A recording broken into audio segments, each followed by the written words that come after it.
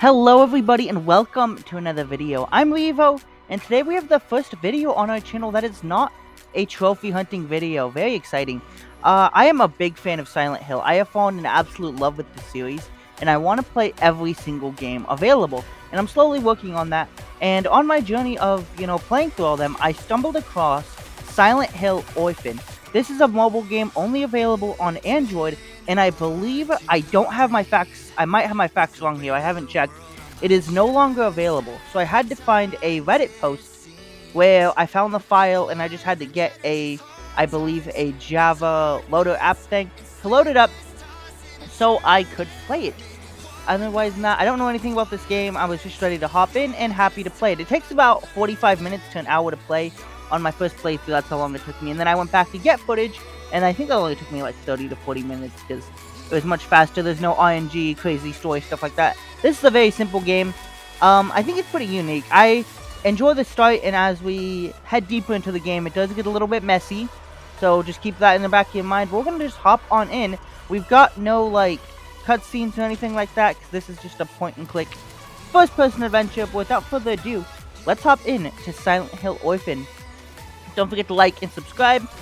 And, yeah, here we go. Silent Hill Orphan, of course, takes place in the town of Silent Hill, and at the Shepherd's Orphanage. It's, of course, abandoned, and our main character's name here is Ben, and he's come back here to try to get some answers, because you see, he used to live here, and 30 years ago, there was an unfortunate massacre here that only 3 children survived. Ben, of course, is one of them, and like I said, we're back here to hopefully find out, a reason why, or what could have happened that night. We continue exploring through this orphanage, taking a look around, just, getting a feel, remembering, having memories, stuff like that. And we stumble into the bathroom. And through the ventilation duct, we meet another girl named Karen. And she's talking back to us through the ventilation duct. And she's pretty much trapped in a room. She doesn't know where she's at. She's stuck. And it turns out she's another one of the girls that survived that night. One of the kids. So that's 2 kids now we've met. Ben is one of them. Karen's the other one. We'll meet the third one here in a little bit. But they all survived the massacre at the Shepherd's Orphanage. Karen doesn't seem to remember, though, so we need to find out how to get to her. We continue on just exploring the orphanage a little more, and this bathroom actually has a little symbol in it later on we find. And interacting with the symbol takes us to the Otherworld Orphanage. If you don't know what the Otherworld is, the best way I can describe it is it's like the Minecraft Nether. It's like a hellish version of whatever we're in. Everything's all spooky and scary and dark and stuff like that. So here we are in the Otherworld Orphanage. We're hopping right into it. It's very spooky. Everything's dark. I luckily have a lighter to help me see where I'm at and stuff. And we also have this voice talking to us. We've had this voice kind of talking to us as we've been exploring through this orphanage. And it lets us know, that eventually we're going to need to go to the shower rooms and stuff like that. Because that's actually how Ben survived that night at the orphanage when the massacre happened. He went down to the shower rooms because they were his safe little zone, He liked to go down there. Anyway, we continue through the scary Otherworld Orphanage section. We find monsters that we have to kill, actually. They take about 3 bullets. This game is going to work in 3 phases, and this is currently phase 1. We'll refer to as Ben's phase. And they're not too bad. They spit blood at us and stuff like that, but they only take a couple bullets to kill. My favorite part of this whole game, though, is you can find bullets and health kits inside of, the dressers. And we'll find like 5 bullets, and if there's any more bullets, he'll just be like, I'm done. I don't need any more bullets. And it's like, dude, we got monsters chasing us. Please take all the bullets. Anyway, we find what we need in the Otherworld and go ahead and head back to I believe it's the nurse's room. Either way, we find a safe, and we unlock this safe. And inside of the safe is a nurse's note that lets us know when Ben came to the orphanage, he was actually diagnosed with a severe form of cancer. With this new, shocking information, we run to the shower rooms and get attacked by an unseen force that actually kills us. I'm very surprised. I did not expect, them to kill Ben like that, because I thought Ben was dope. Ben was just chilling. He was exploring, having a good time, hoping to find some answers as to what happened 30 years ago, and nope, he died right out. Anyway, that is phase 1 pretty much complete of this game, and unfortunately, this is like the best part of the game, and the next 2 phases aren't as much fun, but we're gonna go over them. They don't change too much. This game's pretty much the same throughout the whole thing. I just like Ben the most out of the other main characters. But anyway, with Ben now done, we switch over to the next kid who survived the orphanage. This is, of course, they've grown up. This is Moon. Heads up, sorry if, things are getting a little complicated when I'm talking about the story. This is the first time I'm trying to just tell the story without any, cutscenes to help me out and stuff like that. But anyway, we're playing as our second main character, Moon. She is a female who also survived the orphanage massacre 30 years ago. She's come back here, and she stumbles across the corpse of Ben, who has died. So, welcome to Trauma 101. Pretty much as a this is, a little dark, so little warning for that.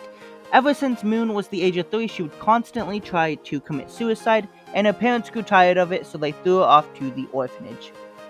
Yikes. Anyway, once we find Ben's dead body, the mysterious voice is talking to us, and it's telling us, that we should just die.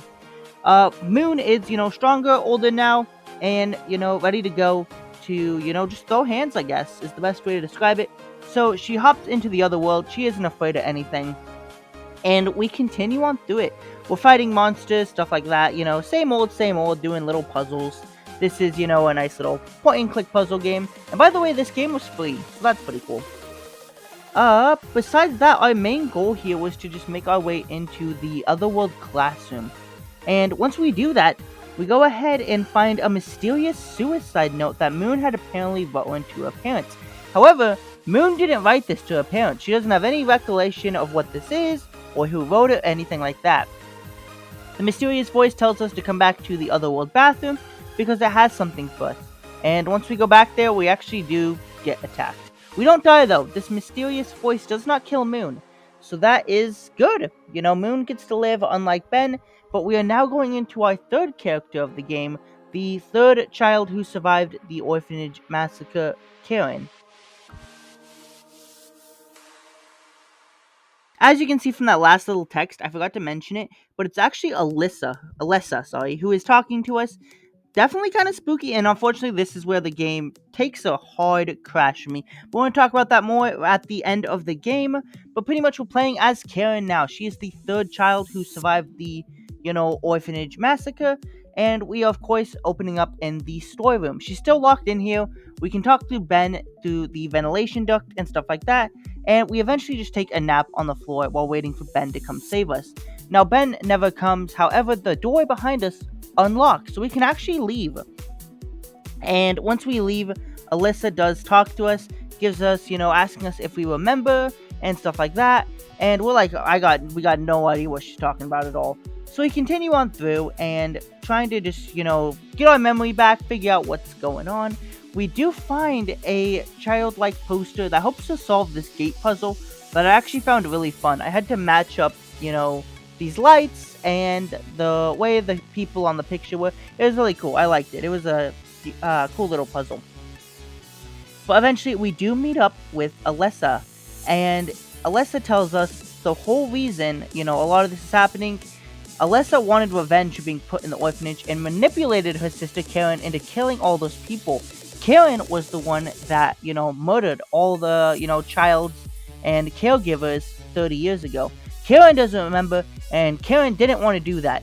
And Alessa isn't happy, that Karen, is against that, This was supposed to be Alessa's revenge on all this, and Karen is not being a good sport about it. Eventually, Alessa, not happy with us, unleashes a monster that we have to fight. And essentially, it's just the same monster we've been fighting the whole game. I don't even know what to call it, but it just takes one extra bullet to take down. So once Karen kills us, Karen kills it. Sorry, not us. Karen kills the monster.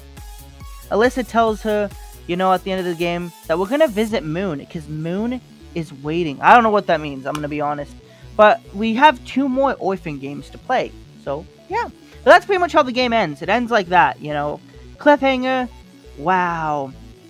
And that is pretty much the story of Silent Hill Orphan. And yeah, I don't know how I feel about it. I thought the start was really good. We're here in the spooky town of Silent Hill, and we've come to this spooky orphanage. It's telling a whole unique story in a whole unique atmosphere. Everything is brand new.